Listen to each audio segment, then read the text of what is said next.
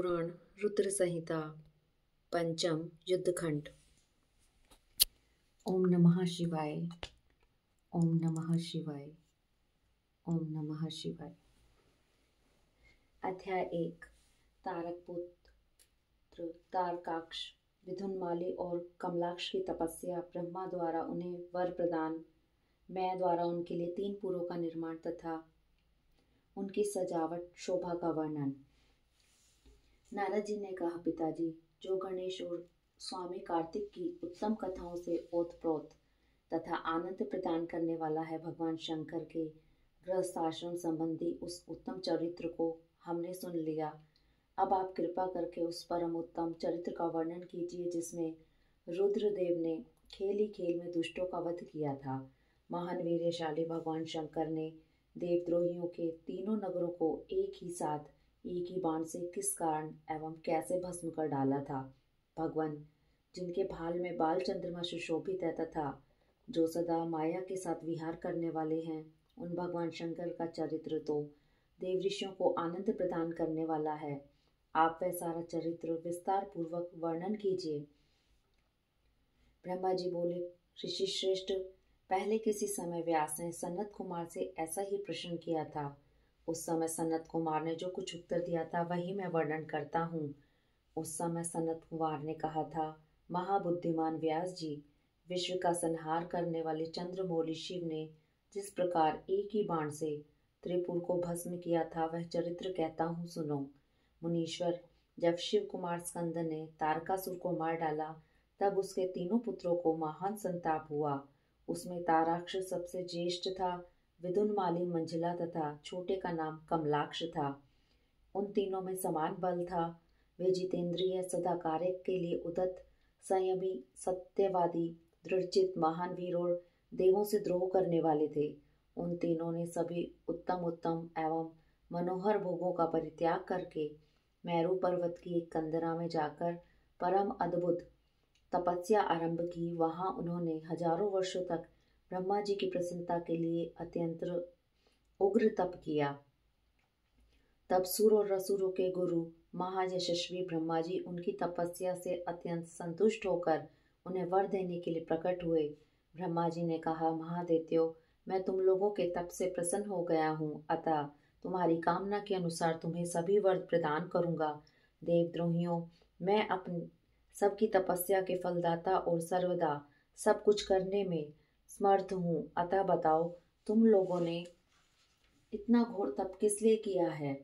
ब्रह्मा जी की यह बात सुनकर उन सब ने अंजलि बांधकर पितामह के चरणों में प्रणिपात किया और फिर धीरे धीरे अपने मन की बात कहना आरंभ किया।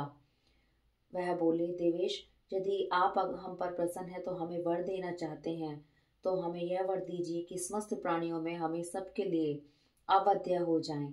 जगन्नाथ, आप हमें स्थिर कर दें और हमें जरा, रोग आदि सभी शत्रुओं को नष्ट कर दें तथा कभी भी मृत्यु हमारे समीप न पटके।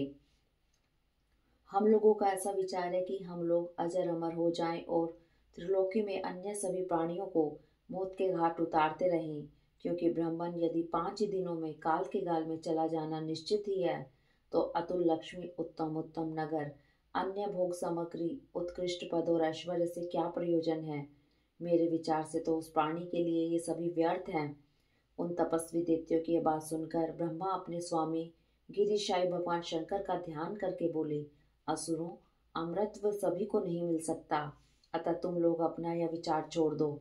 इसके अतिरिक्त अन्य कोई वर जो तुम्हें रुचता हो मांग लो, क्योंकि दैत्यों, इस भूतल पर जहाँ कहीं भी जो प्राणी जन्मा है अथवा जन्म लेगा, वह जगत में अजर अमर नहीं हो सकता। इसलिए पाप रहित असुरों, तुम लोग स्वयं अपनी बुद्धि से विचार कर मृत्यु की वंचना करते हुए कोई ऐसा दुर्लभ एवं दुस्साध्य वर मांगो जो देवता और असुरों के लिए अशक्य हो। उस प्रसंग में तुम लोग अपने बल का आश्रय लेकर पृथक पृथक अपने मरण में किसी हेतु को मांग लो, जिससे तुम्हारी रक्षा हो जाए और मृत्यु तुम्हें वरण न कर सके। ब्रह्मा जी के ऐसे वचन सुनकर वे 2 घड़ी तक ध्यानस्थ हो गए। फिर कुछ बोलकर विचार कर सर्वलोक पितामह ब्रह्मा जी से बोले, भगवान, यद्यपि हम लोग बड़े प्रबल पराक्रमी हैं, तथापि हमारे पास कोई ऐसा घर नहीं जहाँ हम शत्रुओं से सुरक्षित रहकर सुखपूर्वक निवास कर सकें। अतः आप हमारे लिए ऐसे 3 नगरों का निर्माण करा दीजिए जो अत्यंत अद्भुत और संपूर्ण संपत्तियों से संपन्न हो तथा देवता जिसका प्रदर्शन न कर सकें। लोकेश, आप तो जगत गुरु हैं। हम लोग आपकी कृपा से ऐसे तीनों पुरों में अधिष्ठित होकर इस पृथ्वी पर विचरण करेंगे। इसी बीच तारकाक्ष ने कहा कि विश्वकर्मा मेरे लिए जिस नगर का निर्माण करे वह स्वर्णमय हो और देवता भी जिसका भेदन न कर सकें। तत्पश्चात कमलाक्ष ने चांदी के बने हुए अत्यंत विशाल नगर की याचना की और विधुनमाली ने प्रसन्न होकर ब्रज के समान कठोर लोहे का बना हुआ बड़ा नगर मांगा। ब्राह्मण, ये तीनों पुर मध्याह्न के समय अभिजित मुहूर्त में चंद्रमा के पुष्य नक्षत्र पर स्थित होने पर एक स्थान पर मिला करें और आकाश में नीले बादलों पर स्थित होकर ये क्रमशः एक के ऊपर एक रहते हुए लोगों की दृष्टि से ओझल रहें। फिर पुष्करावर्त नामक काल मेघों के वर्षा करते समय 1 सहस्त्र वर्ष के बाद ये तीनों नगर परस्पर मिले और एक ही भाव को प्राप्त हो, अन्यथा नहीं। उस समय कृतिवासा भगवान शंकर, जो वैर भाव से रहित सर्वदेव में और सबके देव हैं, लीला पूर्वक संपूर्ण सामग्रियों से युक्त एक असंभव रथ पर बैठकर एक अनोखे बाण से हमारे पूरों का भेदन करें। किंतु भगवान शंकर सदा हम लोगों के वंदनीय, पूज्य और अभिवादन के पात्र हैं, अतः वे हम लोगों को कैसे भस्म करेंगे। मन में ऐसी धारणा करके हम ऐसे दुर्लभ वर को मांग रहे हैं। सनत कुमार जी कहते हैं, व्यास जी, उन दैत्यों का कथन सुनकर सृष्टिकर्ता लोक पितामह ब्रह्मा ने शिव जी का स्मरण करके उनसे कहा कि अच्छा, ऐसा ही होगा। फिर मैं को भी आज्ञा देते हुए उन्होंने कहा, हे मैं, तुम सोने चांदी और लोहे के 3 नगर बना दो। यो मैं को आदेश देकर ब्रह्मा जी उन तारक पुत्रों को देखते देखते अपने धाम स्वर्ग को चले गए। तदंतर धैर्यशाली माई ने अपने तपोबल से नगरों का निर्माण करना आरंभ किया। उसने तारकाक्ष के लिए स्वर्ण में, कमलाक्ष के लिए रजत में और विदुनमाली के लिए लोह में जो 3 प्रकार के उत्तम दुर्ग तैयार किए। वे पूर्व क्रमशः स्वर्ग, अंतरिक्ष और भूतल पर निर्मित हुए थे। असुरों के हित में तत्पर रहने वाला मैं इन तीनों पुरों को तारकाक्ष आदि असुरों के हवाले करके स्वयं भी उसी में प्रवेश कर गया। इस प्रकार उन तीनों पुरों को पाकर महान बल पराक्रम से संपन्न वे तारकासुर के लड़के उसमें प्रविष्ट हुए और समस्त भोगों का उपभोग करने लगे। वे नगर कल्प वृक्षों से व्याप्त तथा हाथी घोड़ों से संपन्न थे। उनमें मणि निर्मित जालियों से आच्छादित बहुतेरे महल बने हुए थे। वे पद्म राग के बने हुए एवं सूर्यमंडल के समान चमकीले विमानों से, जिनमें चारों ओर दरवाजे लगे थे, शोभायमान थे। कैलाश शिखर के समान ऊंचे तथा चंद्रमा के समान उज्जवल दिव्य प्रसादों तथा गोपुरों से उनकी अद्भुत शोभा हो रही थी। वे अप्सराओं, गंधर्वों, सिद्धों तथा चारणों से खचाखच भरे थे। प्रत्येक महल में शिवालय तथा अग्निहोत्रशाला की प्रतिष्ठा हुई थी। उनमें शिव भक्ति परायण यज्ञ शास्त्रज्ञ ब्राह्मण सदा निवास करते थे। वे बावली, कूप, तालाब और बड़ी बड़ी तलियों से तथा समूह के समूह स्वर्ग से चययुत हुए वृक्षों से युक्त उद्यानों और वनों में सुशोभित थे। बड़ी बड़ी नदियों, नदों और छोटी छोटी सरिताओं से, जिसमें कमल खिले हुए थे, उनकी शोभा और बढ़ गई थी। उनमें संपूर्ण कामनाओं को पूर्ण करने वाले अनेकों फलों के भार से लदे हुए वृक्ष लगे थे, जिनसे वे नगर विशेष मनोहर लगते थे। वे झुंड के झुंड मद गजराजों से, सुंदर सुंदर घोड़ों से, नाना प्रकार के आकार प्रकार वाले रथों एवं शिविकाओं से अलंकृत थे। उनमें समय अनुसार पृथक पृथक क्रीड़ा स्थल बने थे और वेदाध्ययन की पाठशालाएं भी भिन्न भिन्न निर्मित हुई थी। वे पापी पुरुषों के लिए मन वाणी से भी अगोचर थे। उन्हें सदाचारी पुण्यशील महात्मा ही देख सकते थे।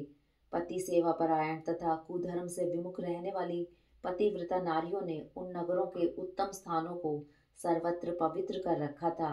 उनमें महाभाग शूरवीर दैत्य और श्रुति समृद्धि के अर्थ के तत्वज्ञ एवं सर्वधर्म परायण ब्राह्मण अपनी स्त्रियों तथा पुत्रों के साथ निवास करते थे। उनमें मैं द्वारा सुरक्षित ऐसे सुदृढ़ पराक्रमी वीर भरे हुए थे, जिनके केश नील कमल के समान नीले और घुंघराले थे। वे सभी सुशिक्षित थे, जिससे उनमें सदा युद्ध की लालसा भरी रहती थी। वे बड़े बड़े समरों से प्रेम करने वाले थे और ब्रह्मा और शिव का पूजन करने से उनके पराक्रम विशुद्ध थे। वे सूर्य, मरुदगण और महेंद्र के समान बली थे और देवताओं के मंथन करने वाले थे। वेदों, शास्त्रों और पुराणों में जिन जिन धर्मों का वर्णन किया गया है वे सभी धर्म और शिव के प्रेमी देवता वहां चारों ओर व्याप्त थे। उन नगरों में प्रवेश करके वे दैत्य सदा शिव भक्ति निरत होकर सारी त्रिलोकी को बाधित करके विशाल राज्य का उपभोग करने लगे। मुने, इस प्रकार वहां निवास करने वाले उन पुण्य आत्माओं के सुख एवं प्रीति पूर्वक उत्तम राज्य का पालन करते हुए बहुत लंबा काल व्यतीत हो गया। इति श्री अध्याय 1। तारक पुत्रों के प्रभाव से संतप्त हुए देवों की ब्रह्मा के पास करुण पुकार, ब्रह्मा का उन्हें शिव के पास भेजना, शिव की आज्ञा से देवों का विष्णु की शरण में जाना और विष्णु का उन दैत्यों को मोहित करके उन्हें आचार भ्रष्ट करना। तदंतर तारक पुत्रों के प्रभाव से दग्ध हुए इंद्र आदि सभी देवता दुखियों परस्पर सलाह करके ब्रह्मा जी की शरण में गए। वहां संपूर्ण देवताओं ने दीन होकर प्रेम पूर्वक पितामह को प्रणाम किया और अवसर देकर उनसे अपना दुखड़ा सुनाते हुए कहा, त्रिपुरों के स्वामी तारक पुत्रों ने तथा मयासुर ने समस्त स्वर्गवासियों को संतप्त कर दिया है। ब्राह्मण, इसलिए हम लोग दुखी होकर आपकी शरण में आए हैं। आप उनके वध का कोई उपाय कीजिए जिससे हम लोग सुख से रह सकें। ब्रह्मा जी ने कहा, देवगणों, तुम्हें उन दानवों से विशेष भय नहीं करना चाहिए। मैं उनके वध का उपाय बताता हूँ। भगवान शिव तुम्हारा कल्याण करेंगे। मैंने ही इन दैत्यों को बढ़ाया है, अतः मेरे हाथों से इनका वध होना उचित नहीं। साथ ही त्रिपुर में इनका पुण्य भी वृद्धिगत होता रहेगा। अतः इंद्र सहित सभी देवता शिव जी से प्रार्थना करें। वे सर्वाधीश यदि प्रसन्न हो जाएंगे तो वे ही तुम लोगों का कार्य पूर्ण करेंगे। ब्रह्मा जी की वाणी सुनकर इंद्र सहित सभी देवता दुखी हो स्थान पर गए जहाँ वृषभध्वज शिव आसीन थे।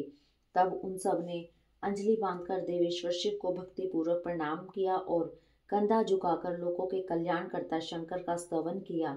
इस प्रकार नाना प्रकार के दिव्य स्त्रोतों द्वारा त्रिशूलधारी परमेश्वर की स्तुति करके स्वार्थ साधन में निपुण इंद्र आदि देवताओं ने दीन भाव से कंधा झुकाए हुए हाथ जोड़कर प्रस्तुत स्वार्थ को निवेदन करना आरंभ किया।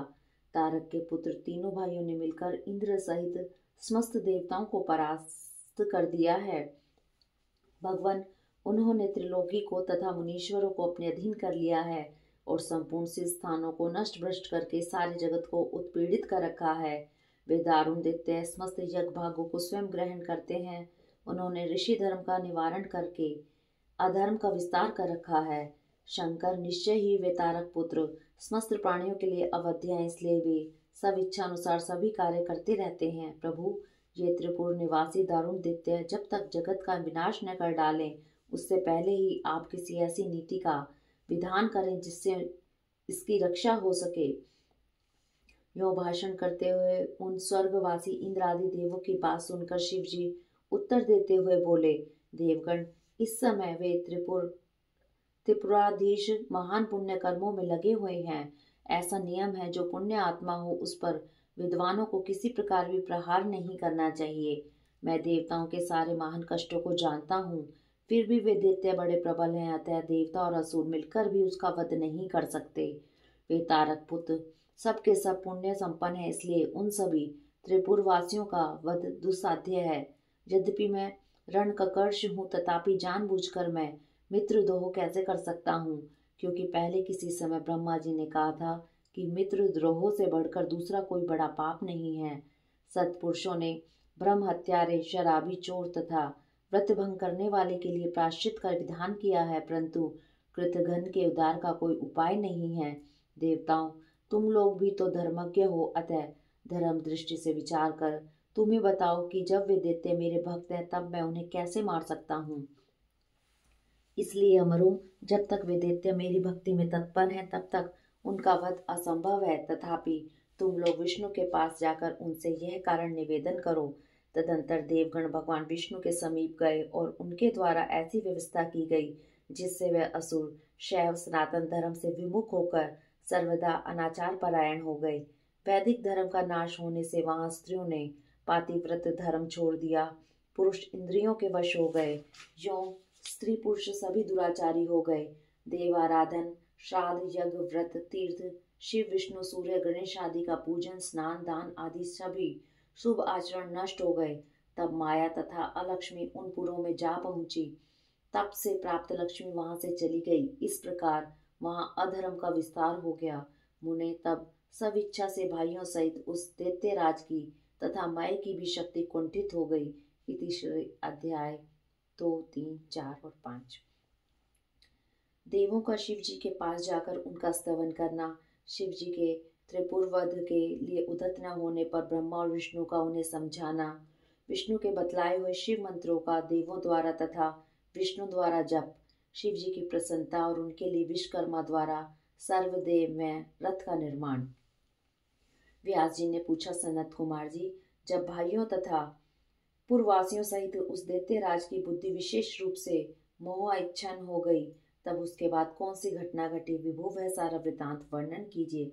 सनत कुमार जी ने कहा, महर्षि, जब तीनों पुरों की पूर्वोक्त दशा हो गई, दैत्यों ने शिव अर्चन का परित्याग कर दिया, संपूर्ण स्त्री धर्म नष्ट हो गया और चारों ओर दुराचार फैल गया, तब भगवान विष्णु और ब्रह्मा के साथ सब देवता कैलाश पर्वत पर गए और सुंदर शब्दों में शिव की स्तुति करने लगे। महेश्वर देव, आप परम उत्कृष्ट आत्मबल से संपन्न हैं। आप इस सृष्टि के कर्ता ब्रह्मा, पालन विष्णु और संहर्ता रुद्र हैं। पर ब्रह्म स्वरूप आपको नमस्कार है। यो महादेव जी का स्तवन करके देवों ने उन्हें साष्टांग प्रणाम किया। फिर भगवान विष्णु ने जल में खड़े होकर अपने स्वामी परमेश्वर शिव का मन ही मन स्मरण करके तन्मय हो दक्षिणामूर्ति के द्वारा प्रकटित रुद्र मंत्र का 1.5 करोड़ की संख्या तक जप किया। तब तक सभी देवता उस महेश्वर में मन लगाकर यूं उनकी स्तुति करते रहे। देवों ने कहा, प्रभु, आप समस्त प्राणियों के आत्म स्वरूप कल्याणकर्ता और भक्तों की पीड़ा हरने वाले हैं। आपके गले में नीला चिन्ह है, जिससे अब आप नीलकंठ कहलाते हैं। आप चिद्रूप एवं प्रचेता हैं। आप रुद्र को हमारा प्रणाम है। असुर निकंदन, आप ही हमारी सारी आपत्तियों के निवारण करने वाले हैं। अतः सदा से आप ही हमारी गति हैं और आप ही सर्वदा हम लोगों के वंदनीय हैं। आप सबके आदि हैं और आप अनादि भी हैं। आप ही आनंद स्वरूप अव्यय प्रभु प्रकृति पुरुष के भी साक्षात सृष्टा और जगदीश्वर हैं। आप ही रजोगुण सत्वगुण और तमोगुण के आश्रय से ब्रह्मा विष्णु और रुद्र होकर जगत के कर्ता भर्ता और संहारक बनते हैं। आप ही इस भवसागर से तारने वाले हैं। आप समस्त प्राणियों के स्वामी, अविनाशी वरदाता, वाग्मय स्वरूप, वेद प्रतिपाद और वाच्य वाचकता से रहित हैं। योगवेता योगी, आप ईशान से मुक्ति की याचना करते हैं। आप योगियों के हृदय कमल की कर्णिका पर विराजमान रहते हैं। वेद और संत जन कहते हैं कि आप पर ब्रह्म स्वरूप, तत्व रूप, तेजो राशि और परात्पर हैं। आप सर्वव्यापी, सर्वात्मा और त्रिलोकी के अधिपति हैं। भव, इस जगत में जिसे परमात्मा कहा जाता है, वह आप ही हैं। जगत गुरु, इस जगत में जिसे देखने, सुनने, सत्स्तवन करने तथा जानने योग्य बताया जाता है, जो अणु से भी सूक्ष्म तथा महान से भी महान है, वह आप ही हैं। आप चारों ओर हाथ, पैर, नेत्र, सिर, मुख, कान और नाक वाले हैं। अतः आपको चारों ओर से नमस्कार है। सर्वव्यापी, आप सर्वज्ञ, सर्वेश्वर, अनावृत और विश्व रूप हैं। आप विरूपाक्ष को सब ओर से अभिवादन है। आप सर्वेश्वर, भवध्यक्ष, सत्यमय, कल्याणकर्ता, अनुपमेय और करोड़ों सूर्य के समान प्रभावशाली हैं। आपको हम चारों ओर से दंडवत प्रणाम करते हैं। विश्वाराध्य, आदि अंत शून्य, 26वें तत्व, नियाम कर रहित तथा समस्त प्राणियों को अपने अपने कार्यों में प्रवृत्त करने वाले, आपको हमारा सब ओर से प्रणाम है। आप प्रकृति के भी प्रवर्तक, सबके प्रपितामह हैं और समस्त शरीरों में व्याप्त हैं। आप परमेश्वर को हमारा नमस्कार है। श्रुतियां तथा श्रुति तत्व के ज्ञाता, विज्ञजन, आपको वरदायक, समस्त भूतों में निवास करने वाला स्वयंभू और श्रुति तत्वज्ञ बतलाते हैं। नाथ, आपने जगत में अनेकों ऐसे कार्य किए हैं जो हमारी समझ से परे हैं, इसलिए देवता, असुर, ब्राह्मण और अन्य अन्य स्थावर जंगम भी आपकी ही स्तुति करते हैं। शंभु, त्रिपुरवासी दैत्यों ने हमें प्राय नष्ट कर डाला है। अतः आप शीघ्र ही उन असुरों का विनाश करके हमारी रक्षा कीजिए, क्योंकि देव वल्लभ, हम देवों के एकमात्र आप ही गति हैं। परमेश्वर, इस समय वे आपकी माया से मोहित हो गए हैं, अतः प्रभु वे भगवान विष्णु द्वारा बताई हुई युक्ति के चक्र में फंसकर सारा धर्म कर्म छोड़ बैठे हैं। भक्तवत्सल, हमारे सौभाग्यवश इस समय उन दैत्यों ने संपूर्ण धर्मों का परित्याग कर दिया है और नास्तिक शास्त्र का आश्रय ले रखा है। शरणदाता, आप सदा से देवताओं का कार्य करते आए हैं, इसलिए आज भी हम लोग आपके शरणापन्न हुए हैं। अब आपकी जैसी इच्छा हो वैसा कीजिए। मुनिवर, इस प्रकार महेश्वर का स्तवन करके देवगण दीन भाव से अंजलि बांधकर सामने खड़े हो गए। उस समय उनके मस्तक झुके हुए थे। इस प्रकार जब सुरेंद्र आदि देवों ने महेश्वर की स्तुति की और विष्णु ने ईशान संबंधी मंत्र का जप किया, तब सर्वेश्वर भगवान शिव प्रसन्न हो गए और वृष पर सवार हो वहीं प्रकट हो गए। उस समय पार्वती पति शिव का मन प्रसन्न था। उन्होंने नंदीश्वर की पीठ से उतरकर विष्णु का आलिंगन किया और फिर वे नंदी पर हाथ टेक कर खड़े हो गए और संपूर्ण देवताओं की ओर कृपा भरी दृष्टि से देखकर गंभीर वाणी में श्री हरि से बोले, देवश्रेष्ठ, उन अधर्मनिष्ठ दैत्यों के तीनों पुरों को मैं नष्ट कर डालूंगा, इसमें संशय नहीं है। परंतु वे महादैत्य मेरे भक्त थे और उनका मन सुदृढ़ रूप से मुझ में लगा रहता था। अतः यद्यपि इस समय उन्होंने व्याजवश उत्तम धर्म का परित्याग कर दिया है, तथापि क्या वे मेरे ही द्वारा मारने योग्य हैं?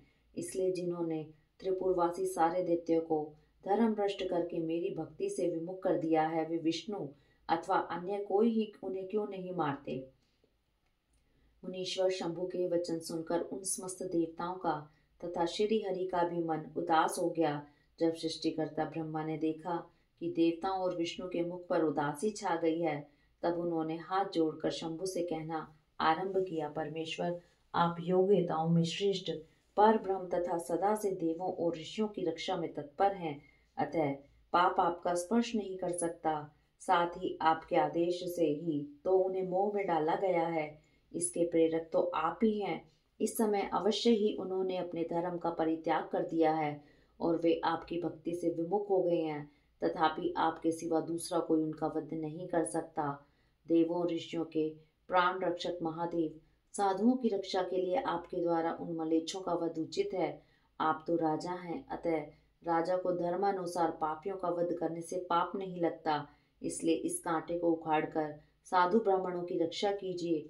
राजा यदि अपने राज्य तथा सर्वलोकाधिपत्य को स्थिर रखना चाहता हो तो उसे अपने राज्य में एवं अन्यत्र भी ऐसा ही व्यवहार करना चाहिए। इसलिए आप देवगणों की रक्षा के लिए उद्यत हो जाइए, विलंब मत कीजिए। देव देवेश, बड़े बड़े मुनीश्वर, यज्ञ, संपूर्ण वेद शास्त्र, मैं और विष्णु भी निश्चय ही आपकी प्रजा हैं। प्रभु, आप देवताओं के सार्वभौम सम्राट हैं। ये श्री हरि आदि देवगण तथा सारा जगत आपका ही कुटुंब है। अजन्मा देव श्री हरि आपके युवराज हैं और मैं ब्रह्मा आपका पुरोहित हूँ तथा आपकी आज्ञा का पालन करने वाले शक्र राज कार्य संभालने वाले मंत्री हैं। सर्वेश, अन्य देवता भी आपके शासन के नियंत्रण में रहकर सदा अपने अपने कार्य में तत्पर रहते हैं, यह बिल्कुल सत्य है। सनत कुमार जी कहते हैं, व्यास जी, ब्रह्मा जी की यह बात सुनकर सुरपालक परमेश्वर शिव का मन प्रसन्न हो गया। तब उन्होंने ब्रह्मा जी से कहा, ब्रह्मन, यदि आप मुझे देवताओं का सम्राट बतला रहे हैं तो मेरे पास उस पद के योग्य कोई ऐसी सामग्री तो है नहीं जिससे मैं उस पद को ग्रहण कर सकूं, क्योंकि न मेरे पास कोई महान दिव्य रथ है, न उसके उपयुक्त सारथी है और न संग्राम में विजय दिलाने वाले वैसे धनुष बाणी ही हैं कि जिन्हें लेकर मैं मनोयोग पूर्वक संग्राम में उन प्रबल दैत्यों का वध कर सकूं। यूं कहकर वे चुप हो गए, परंतु शिव जी को शीघ्र प्रस्तुत होते न देखकर समस्त देवता, कश्यप आदि ऋषि अत्यंत व्याकुल तथा दुखी हो गए। तब भगवान हरि ने उनसे कहा, देवों तथा मुनियों, तुम लोग क्यों दुखी हो रहे हो? तुम्हें अपने सारे दुख का परित्याग कर देना चाहिए। अब तुम सब लोग आदर पूर्वक मेरी बात सुनो। देवगण, तुम ही लोग विचार करो कि महान पुरुषों की आराधना सुख साध्य नहीं होती। मैंने ऐसा सुना है कि महदाराधन में पहले एक महान कष्ट झेलना पड़ता है। पीछे भक्त की दृढ़ता देखकर इष्ट देव अवश्य प्रसन्न होते हैं, परंतु शिव तो समस्त गुणों के अध्यक्ष और परमेश्वर हैं। ये तो आशुतोष ही ठहरे। अतः पहले ओम का उच्चारण करके फिर नमः का प्रयोग करें, फिर शिवाय कहकर 2 बार शुभम का उच्चारण करें। उसके बाद 2 बार कुरु का प्रयोग करके फिर शिवाय नमः ओम जोड़ दें। ऐसा करने से ओम नमः शिवाय शुभम शुभम कुरु कुरु शिवाय नमः ओम यह मंत्र बनता है। बुद्धि विशारदों, यदि तुम लोग शिव की प्रसन्नता के लिए इस मंत्र का पुनः 1 करोड़ जप करोगे तो शिव जी अवश्य तुम्हारा कार्य पूर्ण करेंगे। मुने, प्रभावशाली श्री हरि ने जब यूं कहा तब सभी देवता पुनः शिव आराधन में लग गए। तत्पश्चात श्री हरि भी देवों तथा मुनियों के कार्य की सिद्धि के हेतु शिव में मन लगाकर विशेष रूप से विधि पूर्वक जप में तत्पर हो गए। मुनि श्रेष्ठ, इधर देवगण धैर्य संपन्न हो बारंबार शिव शिव यों उच्चारण करते हुए 1 करोड़ जप करके सामने खड़े हो गए। इसी समय स्वयं साक्षात शिव पूर्वोक्त स्वरूप धारण करके प्रकट हो गए और यूं कहने लगे। श्री शिव जी बोले, हरे ब्राह्मण, देवगण तथा उत्तम व्रत का पालन करने वाले मुनियों, मैं तुम लोगों के इस जप से प्रसन्न हो गया हूँ, अतः अब तुम लोग अपना मनवांछित वर मांग लो। देवताओं ने कहा, देव अधिदेव, कल्याणकर्ता जगदीश्वर, यदि आप हम पर प्रसन्न हैं तो देवों की विकलता का विचार करके शीघ्र ही त्रिपुर का संहार कर दीजिए। परमेश्वर, आप दीन बंधु तथा कृपा की खान हैं। आपने ही सदा से हम देवताओं की बारंबार विपत्तियों से रक्षा की है, अतः इस समय भी आप हमारी रक्षा कीजिए। ब्राह्मण, तब ब्रह्मा और विष्णु सहित देवों की वह बात सुनकर शिव जी मन ही मन प्रसन्न हुए और पुनः इस प्रकार बोले। हरे ब्राह्मण, देवगण तथा मुनियों, अब त्रिपुर को नष्ट हुआ ही समझो। तुम लोग आदर पूर्वक मेरी बात सुनो और उसके अनुसार कार्य करो। मैंने पहले जिस दिव्य रथ, सारथी, धनुष और उत्तम बाण को अंगीकार किया था वह सब शीघ्र ही तैयार करो। विष्णु तथा विदे, निश्चय ही तुम लोग त्रिलोकी के अधिपति हो, इसलिए तुम्हें चाहिए कि मेरे लिए प्रयत्न पूर्वक सम्राट के योग्य सारा उपकरण प्रस्तुत कर दो। तुम दोनों सृष्टि के सृजन और पालन कार्य में नियुक्त हो, अतः त्रिपुर को नष्ट हुआ समझकर देवताओं की सहायता के लिए यह कार्य अवश्य करो। यह शुभ मंत्र जिसका तुम लोगों ने जप किया है महान पुण्यमय तथा मुझे प्रसन्न करने वाला है। यह भुक्ति मुक्ति का दाता, संपूर्ण कामनाओं का पूरक तथा शिव भक्तों के लिए आनंदप्रद है। यह सर्वकामी पुरुषों के लिए धन, यश और आयु की वृद्धि करने वाला है। यह निष्काम के लिए मोक्ष तथा साधन करने वाले पुरुषों के लिए भुक्ति मुक्ति का साधन है। जो मनुष्य पवित्र होकर सदा इस मंत्र का कीर्तन करता है, सुनता है अथवा दूसरे को सुनाता है, उसकी सारी अभिलाषाएं पूर्ण हो जाती हैं। परमात्मा शिव की यह बात सुनकर सभी देवता परम प्रसन्न हुए और ब्रह्मा और विष्णु की तो विशेष आनंद प्राप्त हुआ। उस समय विश्वकर्मा ने शिव के आज्ञा अनुसार विश्व के हित के लिए सर्वदेवमय तथा परम शोभन दिव्य रथ का निर्माण किया। इति श्री अध्याय 6, 7, 8। सर्वदेवमय रथ का वर्णन। शिव जी का उस रथ पर चढ़कर युद्ध के लिए प्रस्थान। उनका पशुपति नाम पड़ने का कारण शिव जी द्वारा गणेश का पूजन और त्रिपुरदाह मैं दानव का त्रिपुर से जीवित बच निकलना। व्यास जी ने कहा, शैव प्रवर सनत कुमार जी, आपकी बुद्धि बड़ी उत्तम है, आप सर्वज्ञ हैं तात। आपने परमेश्वर शिव की जो कथा सुनाई है वह अत्यंत अद्भुत है। अब बुद्धिमान विश्वकर्मा ने शिव जी के लिए जिस देव में एवं परम उत्कृष्ट दिव्य रथ का निर्माण किया था उसका वर्णन कीजिए। व्यास जी की यह बात सुनकर मुनीश्वर सनत कुमार शिव जी के चरण कमलों का स्मरण करके बोले, महाबुद्धिमान मुनिवर व्यास जी, मैं शिव जी के पाद पद्मों का स्मरण करके अपनी बुद्धि के अनुसार रथ की निर्माण कथा का वर्णन करता हूँ, सुनो। तदंतर विश्वकर्मा ने रुद्रदेव के लिए बड़े यत्न से आदर पूर्वक सर्वलोकमय दिव्य रथ की रचना की। वह सर्वसम्मत तथा सर्वभूतमय रथ सुवर्ण का था बना हुआ था। उसके दाहिने चक्र में सूर्य और वाम चक्र में चंद्रमा विराजमान थे। दाहिने चक्र में 12 अरे लगे हुए थे जिसमें 12 सूर्य प्रतिष्ठित थे और बायां पहिया 16 अरों से युक्त था जिसमें चंद्रमा की 16 कलाएं विराजमान थी। उत्तम व्रत का पालन करने वाले विपेंद्र, अश्वनी आदि सभी 27 नक्षत्र भी उस वाम चक्र की ही शोभा बढ़ा रहे थे। विप्रश्रेष्ठ 6 ऋतुएं उन दोनों पहियों की नेमी बनी। अंतरिक्ष रथ का अग्रभाग हुआ और मंदराचल ने रथ की बैठक का स्थान ग्रहण किया। उद्याचल और अस्ताचल ये दोनों उस रथ के कुबर हुए। मेरु अधिष्ठान हुआ और शाखा पर्वत उसके आश्रय स्थान हुए। संवत्सर उस रथ का वेग, उत्तरायण और दक्षिणायन दोनों लोह धारक मुहूर्त बंधुर, रस्सा कलाएं उसकी कीलें हुई, काष्ठाएं उसका घोड़ा, नासिका रूप अग्रभाग, क्षण अक्षरदंड, निमेष अनुकर्ष नीचे का काष्ठ और लव ईशादंड हुए। धूलोक उस रथ का वरुत ऊपरी पर्दा तथा स्वर्ग और मोक्ष ध्वजाएं हुई। अभ्रमु ऐरावत की पत्नी और कामधेनु जुए के अंतिम छोर पर स्थित हुए। अव्यक्त प्रकृति उसका ईशादंड, बुद्धि नडवल, अहंकार कोना और पंच महाभूत उसका बल थे।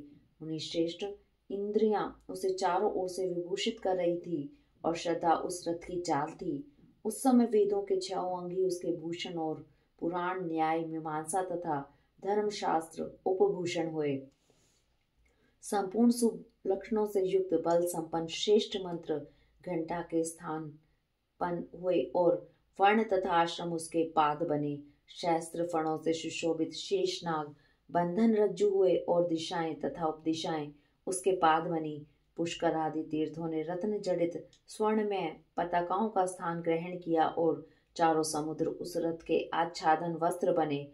गंगा आदि सभी श्रेष्ठ सरिताओं ने सुंदरी स्त्रियों का रूप धारण किया और समस्त आभूषणों से विभूषित हो हाथ में चंवर ले यत्र तत्र स्थित होकर वे रथ की शोभा बढ़ाने लगी। आवह आदि सातों वायु ने स्वर्ण में उत्तम सोपान का काम संभाला। लोक आलोक पर्वत उसके चारों ओर का उपसोपान और मानस आदि सरोवर उसके सुंदर बाहरी विषम स्थान हुए। सारे वर्षाचल उसके चारों ओर के पाश बने और नीचे के लोकों के निवासी उस रथ का तल भाग हुए। देवाधिदेव भगवान ब्रह्मा लगाम पकड़ने वाले सारथी हुए और ब्रह्म देवत ओंकार उस ब्रह्मदेव का चाबुक हुआ। आकार ने विशाल छत्र का रूप धारण किया। मदराचल पार्श्व भाग का दंड हुआ। शैलराज हिमालय धनुष और स्वयं नागराज शेष उसकी प्रत्यंचा बने। श्रुति रूपणी सरस्वती देवी उस धनुष की घंटा हुई और महातेजस्वी विष्णु बाण तथा अग्नि उस बाण के नोक बने।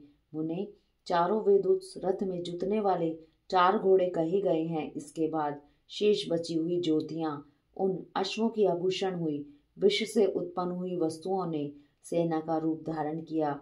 वायु बाजा बजाने वाले और व्यास आदि मुख्य मुख्य ऋषि वाहक हुए। मुनीश्वर, अधिक कहने से क्या लाभ, मैं संक्षेप में ही बताता हूँ।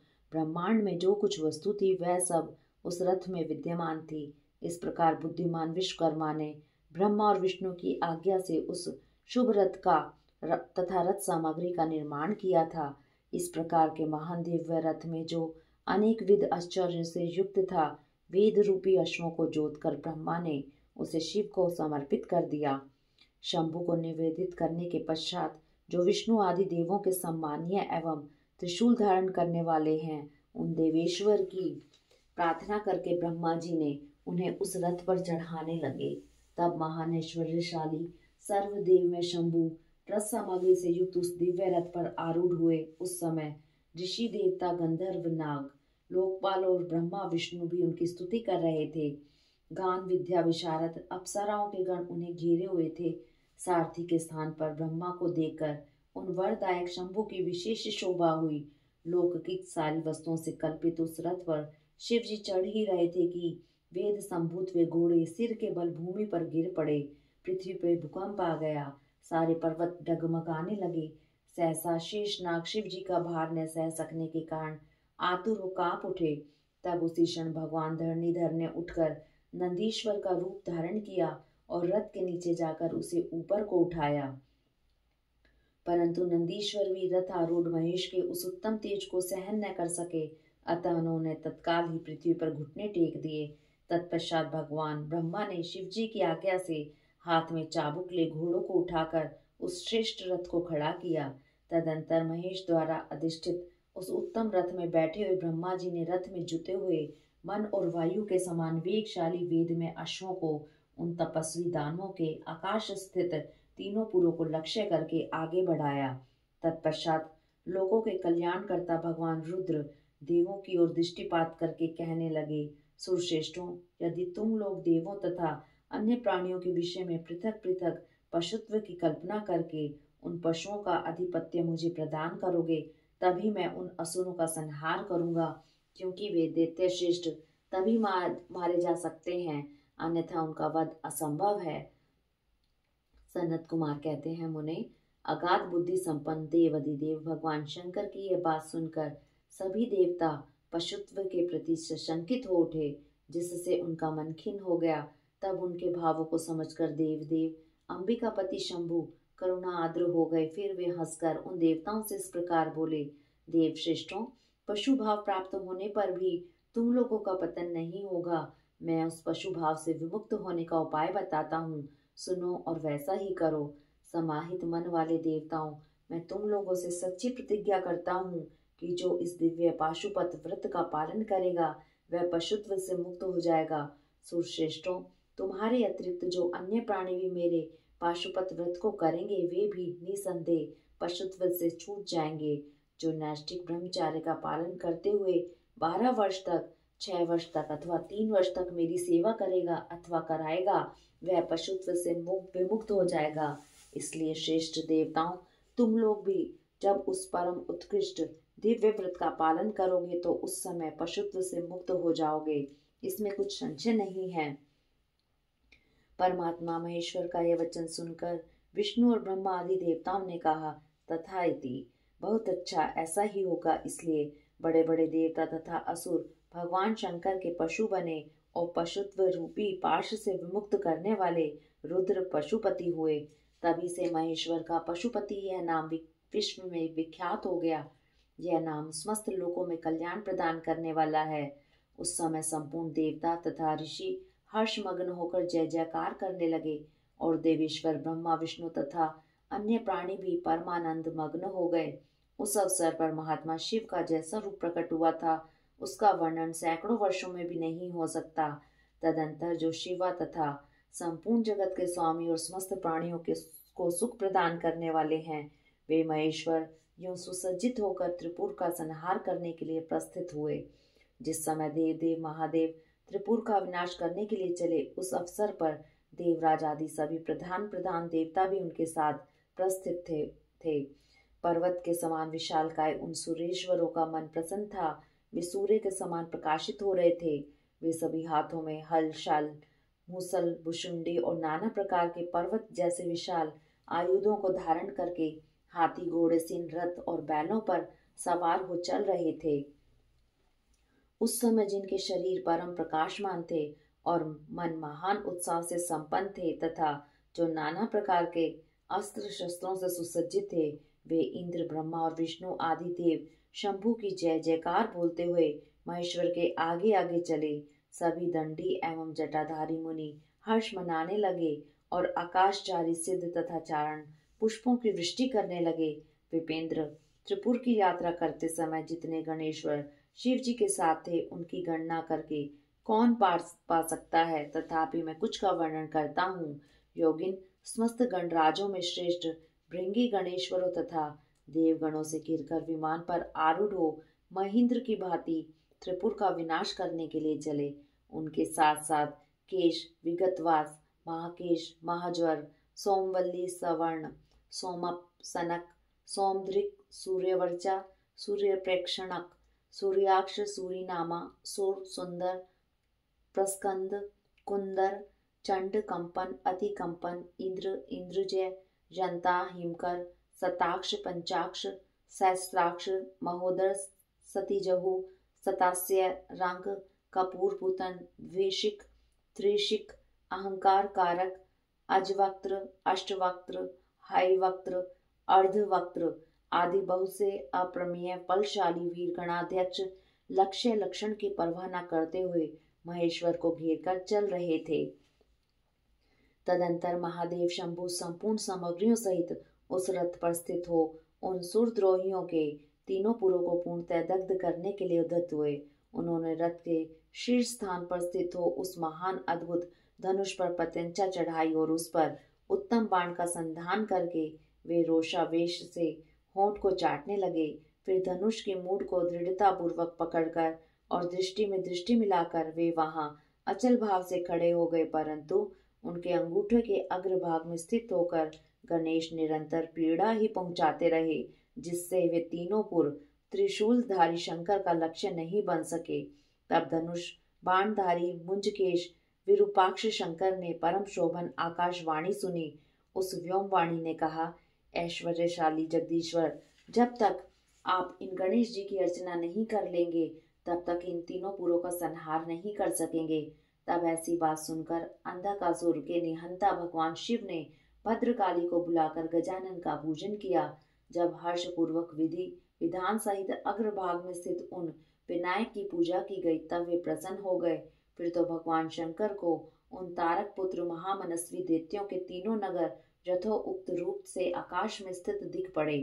इस विषय में कुछ लोग ऐसा कहते हैं कि जब शिव जी स्वयं स्वतंत्र पर ब्रह्म सगुण निर्गुण सबके द्वारा अलक्ष्य स्वामी परमात्मा निरंजन पंचदेव में पंचदेवों के उपास्य और परात्पर प्रभु हैं, वे ही सबके उपास्य हैं, उनका उपास्य कोई नहीं है, तब सबके वंदनीय पर ब्रह्म स्वरूप उन देवेश्वर महेश्वर के विषय में यह बात उचित नहीं जान पड़ती कि उनकी कार्य सिद्धि अन्य की कृपा पर अवलंबित हो, परंतु मुने उन देव अधिदेव वरदानी महेश्वर के चरित्र में लीलावश सब कुछ घटित हो सकता है। अस्तु, इस प्रकार जब गण आदि का पूजन करके महादेव जी स्थित हुए तब वे तीनों पुर कालवश शीघ्र ही एकता को प्राप्त हो गए।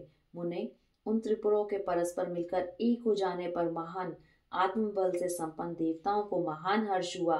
तब संपूर्ण देवगण सिद्ध और परम ऋषि अष्टमूर्तिधारी शिव की स्तुति करके उस स्वर से जय जयकार करने लगे। उस समय ब्रह्मा और जगदीश्वर विष्णु ने कहा, महेश्वर तारक के पुत्र, उन त्रिपुर निवासी दैत्यों के वध का समय भी आ गया है। विभु, इसलिए पुर एकता को प्राप्त हो गए हैं, अतः देवेश, जब तक ये त्रिपुर पुनः विलग हो उससे पहले ही आप बाण छोड़कर इन्हें भस्म कर डालिए और देवताओं का कार्य सिद्ध कीजिए। तदंतर शिव जी ने धनुष की डोरी चढ़ाकर उस पर पूज्य पाशुपत्र अस्त्र नामक बाण का संधान किया और उसे वे त्रिपुर पर छोड़ने का विचार करने लगे। शंकर जी ने जिस समय अपने अद्भुत धनुष को खींचा उस समय अभिजीत मुहूर्त चल रहा था। उन्होंने धनुष की टंकार तथा दुस्साहसिन नाद करके अपना नाम घोषित किया और उन महासुरों को ललकार कर करोड़ों सूर्य के समान प्रकाशमान उस भीष्म बाण को उन पर छोड़ दिया। तब जिसके नोक पर अग्निदेव प्रतिष्ठित थे और जो विशेष रूप से पाप का विनाशक तथा विष्णुमय था, उस महान जाज्वल्यमान शीघ्रगामी बाण ने उन त्रिपुर निवासी दैत्यों को दग्ध कर दिया। तत्पश्चात वे तीनों पुर भी भस्म हो गए और एक साथ ही चारों समुद्रों रूपी मेखला वाली भूमि पर गिर पड़े। उस समय शिव जी की पूजा का अतिक्रमण कर देने के कारण सैकड़ों दैत्य उस बाण उपस्थित अग्नि से जलकर हाहाकार मचा रहे थे। जब भाइयों सहित तारकाक्ष जलने लगा तब उसने अपने स्वामी भक्त वत्सल भगवान शंकर का स्मरण किया और मन ही मन महादेव को देखकर परम भक्ति पूर्वक नाना प्रकार से विलाप करता हुआ वह उनसे कहने लगा, भव, आप हम पर प्रसन्न हैं, यह हमें ज्ञात हो गया है। इस सत्य के प्रभाव से आप फिर कब भाइयों सहित हमको दग्ध करेंगे। भगवान, जो देवता और असुरों के लिए अप्राप्य है वह आपके हाथ से मरण रूप दुर्लभ लाभ हमें प्राप्त हो गया। अब जिस जिस योनि में हम जन्म धारण करें वहाँ हमारी बुद्धि आपकी भक्ति से भावित रहे। मुने, यूं वे दैत्य विलाप कर ही रहे थे कि शिव जी की आज्ञा से उस अग्नि ने उन्हें अद्भुत रीति से जलाकर राख की ढेरी में बना दिया। व्यास जी और भी जो बालक और वृद्ध दानव थे वे शिव आज्ञा अनुसार उस अग्नि द्वारा शीघ्र ही जलकर भस्म हो गए। यहाँ तक कि वे उन त्रिपुरों में जितनी स्त्रियां तथा पुरुष थे वे सब के सब उस अग्नि से उसी प्रकार दग्ध हो गए जैसे कल्पांत में जगत भस्म हो जाता है। उस समय उस भीषण अग्नि से कोई भी स्थावर जंगम बिना जले नहीं बचा, किंतु असुरों का विश्वकर्मा अविनाशी में बच गया, क्योंकि वह देवों का अविरोधी शंभु के तेज से सुरक्षित और सद्भक्त था। विपत्ति के अवसर पर भी वह महेश्वर का शरणागत बना रहता था। जिन दैत्यों तथा अन्य प्राणियों का भाव अभाव अथवा कृत अकृत के प्राप्त होने पर नाशकारक पतन नहीं होता, वे विनाश से बचे रहते हैं। इसलिए सत्पुरुषों को अत्यंत संभावित उत्तम कर्म के लिए ही प्रयत्न करना चाहिए, क्योंकि निंदित कर्म करने से प्राणी का विनाश हो जाता है। अतः गर्हित कर्म का आचरण भूलकर भी न करें। उस समय भी जो दैत्य बंधु बांधवों सहित शिव की पूजा में तत्पर थे, वे सब के सब शिव पूजा के प्रभाव से दूसरे जन्म में गणों के अधिपति हो गए। इति श्री अध्याय 9 और 10। अध्याय 11-12। देवों के स्तवन से शिव जी का कोप शांत होना और शिव जी का उन्हें वर देना। मैं दानव का शिव जी के समीप आना और उनसे वर याचना करना। शिव जी से वर पाकर मैं का पीतल लोक में जाना। व्यास जी ने पूछा, महाबुद्धिमान सनत कुमार जी, आप तो ब्रह्मा के पुत्र और शिव भक्तों में सर्वश्रेष्ठ हैं, अतः आप धन्य हैं। यह बतलाइए कि त्रिपुर के दग्ध हो जाने पर संपूर्ण देवताओं ने क्या किया, मैं कहाँ गया और उन त्रिपुर अध्यक्षों की क्या गति हुई। यदि यह वृतांत शंभु की कथा से संबंध रखने वाला हो तो वैसा विस्तार पूर्वक मुझसे वर्णन कीजिए। व्यास जी का प्रश्न सुनकर सृष्टिकर्ता ब्रह्मा के पुत्र भगवान सनत कुमार शिव जी के युगल चरणों का स्मरण करके बोले, महाबुद्धिमान व्यास जी, जब महेश्वर ने दैत्यों से खचाखच भरे हुए संपूर्ण त्रिपुर को भस्म कर दिया, तब सभी देवताओं को महान आश्चर्य हुआ।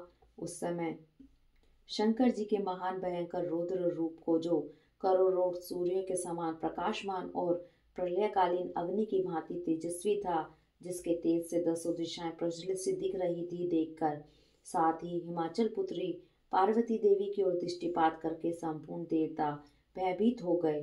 तब मुख्य मुख्य देवता विनम्र होकर सामने खड़े हो गए। उस अवसर पर बड़े बड़े ऋषि भी देवताओं की वाहिनी को भयभीत देखकर खड़े ही रह गए, कुछ बोल न सके। वे चारों ओर से शंभु को प्रणाम करने लगे। तत्पश्चात ब्रह्मा भी शिव जी के उस रूप को देखकर भयग्रस्त हो गए। तब उन्होंने डरे हुए विष्णु तथा देवगणों के साथ प्रसन्न मन से सावधानी पूर्वक उन गिरिजा सहित महेश्वर का, जो देवों के भी देव, भव तथा हर नाम से प्रसिद्ध, भक्तों के अधीन रहने वाले और त्रिपुर हंता है, स्तवन किया। तदंतर सभी प्रमुख देवताओं ने भगवान शिव की स्तुति की।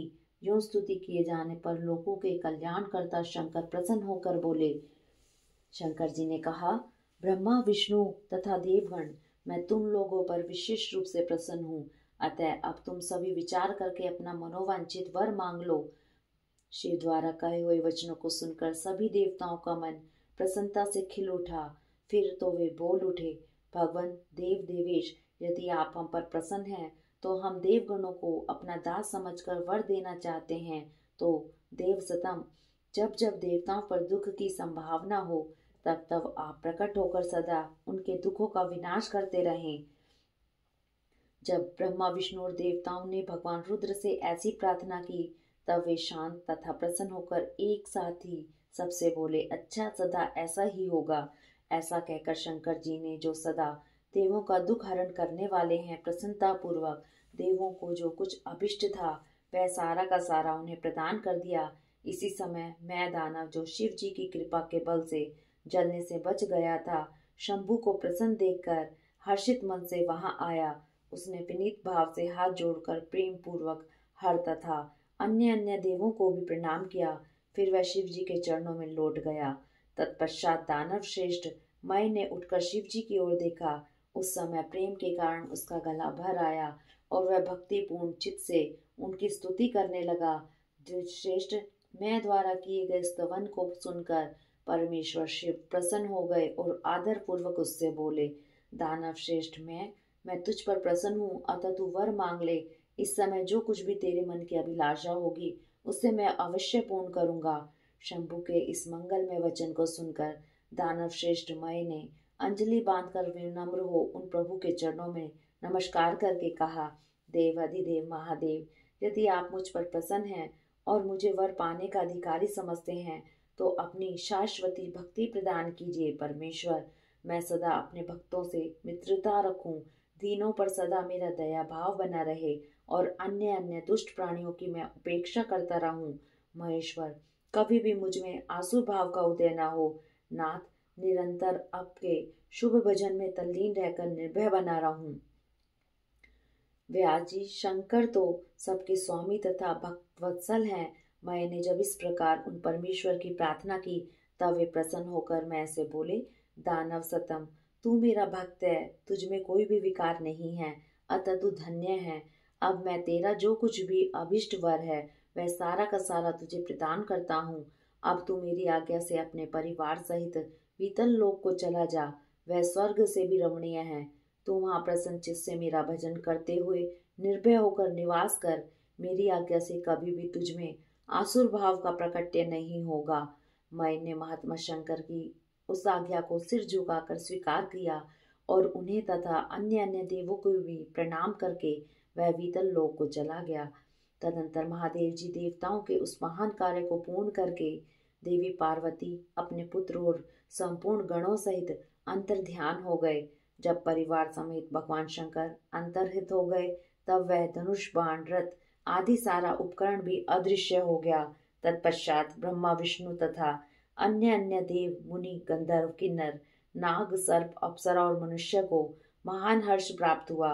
वे सभी शंकर जी के उत्तम यश का बखान करते हुए आनंद पूर्वक अपने अपने स्थान को चले गए। वहां पहुंचकर उन्हें परम सुख की प्राप्ति हुई। महर्षि, इस प्रकार मैंने शशिमौली शंकर जी का विशाल चरित्र, जो त्रिपुर विनाश को सूचित करने वाला तथा परम उत्कृष्ट लीला से युक्त है, सारा का सारा तुम्हें सुना दिया। इति श्री अध्याय 11 और 12। हरिओम तत्सत।